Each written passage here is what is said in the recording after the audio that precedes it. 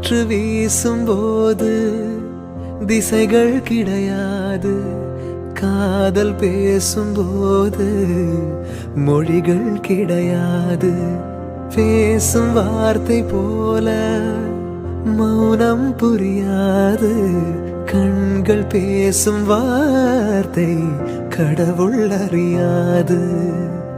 உலவி திரியும் காற்றுக்கு உருவம் தீட்ட முடியாது, காதல் பேசும் மொழியெல்லாம் சப்த கூட்டில் அடங்காது. இயற்கையின் மொழிகள் புரிந்துவிடில் மனிதரில் மொழிகள் தேவையில்லை, இதயத்தின் மொழிகள் புரிந்துவிடில் மனிதர்க்கு மொழியே தேவையில்லை. காற்றின் மொழி ஒளி